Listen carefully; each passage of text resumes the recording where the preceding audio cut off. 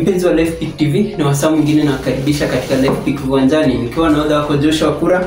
Na kwa leo nimekuandalia matukio kadhaa katika uga wa michezo, kuanzia tu hapa hivi nyumbani ambapo pia tumeshuhudia matukio kadhaa, kuanzia tu sarakasi yake Patrick Matasi, na mzungumzia mlinda lango wa Kakamega Homeboyz na timu ya taifa ya Harambee Stars, na pia kuna mechi kadhaa zilizochezwa hapo hivyo jana na kuna ratiba ambazo zimeandaliwa siku ya leo. Kando na hayo, kumbuka timu ya taifa ya Brazil imeweza kumtimua kocha wao Dorival, na anayehusishwa na kazi hiyo ni kocha wa Real Madrid Carlo Ancelotti. Kwanza tu ni kwamba mlinda lango wa Kakamega Homeboyz Patrick Matasi ameweza kuhusishwa na sarakasi fulani ya upangaji wa mechi, kwa kimombo wanasema match fix, ambapo kuna video ambayo imeweza kusambaa katika mitandao ya kijamii ikimwonyesha akizungumza na agenti fulani wa kupanga matukio ya mechi, na imeweza kumweka mashakani, jambo ambalo limefanya aweze kupigwa marufuku kushiriki mechi zozote za ligi kuu humu nchini na hata mechi zilizo chini ya shirikisho la soka la humu nchini. Kumbuka Matasi aliweza kujitokeza na kukana madai hayo, akisema kuwa aliyekuwa katika video hiyo si yeye, na pia tumemsikia mwenyekiti wa Kakamega Homeboyz anaitwa Shimanyula akiweza kumtetea na kusema kuwa Patrick Matasi ataweza kusalia katika mipango ya klabu hiyo hadi wakati ambapo itabainika kuwa alikuwa na makosa. Tukisonga mbele ni kwamba timu ya taifa ya Brazil imeweza kumtimua kocha wao Dorival Junior baada ya kipigo cha mabao 4 kutoka kwa mahasimu wao wa tangu jadi Argentina.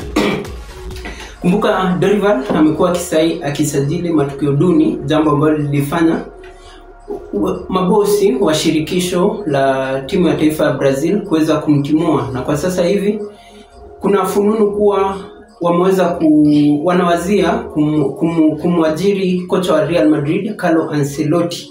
Kumbuka Ancelotti ndiye kocha mwenye mafanikio zaidi duniani katika ulingo wa soka kwa sasa hivi, ukiangalia kwa wale makocha ambao bado wamo kazini. Tusubiri tu tuone jinsi itakavyokuwa. Kisha kisonga mbele ni kwamba klabu ya Real Madrid pia imeweza kukubaliana na beki wa klabu ya Liverpool Trent Alexander-Arnold ili kumsajili. Kumbuka Trent yuko tayari kusaini dili la miaka 5 litakalomweka Madrid hadi Juni mwaka 2029. Liverpool bila shaka watakuwa wanapoteza, kwa kuwa Madrid walikuwa tayari kutoa milioni 20 mwezi Januari, lakini Liverpool wakamzuia wakiamini kuwa ni nguzo muhimu katika kikosi chao, wakifukuzia taji la ligi kuu msimu huu, na kuna uwezekano kuwa huenda wakawa mabingwa wa ligi kuu msimu huu. Tukiachana hayo ya trend ni kwamba jana kuliweza kupigwa mechi kadhaa katika ligi kuu humu nchini, na Mathare United iliweza kuilabua Mara Sugar mabao 2-1, huku FC Talanta wakiwa Chabanga Sofapaka mabao 2-0. Mabao hayo yakifungwa na Bernard Odhiambo na Emmanuel Osoro. Leo katika ligi kuu humu nchini pia kuna mechi kadhaa, ambapo Bandari watakabana kwa na Ulinzi Stars, huku Nairobi City Stars wakiwaalika Kariobangi Sharks ugani Kenyatta Stadium kule Machakos. Alafu kuna Bidco ambao watatoana kijasho na Tusker kule pia Machakos ugani Kenyatta Stadium.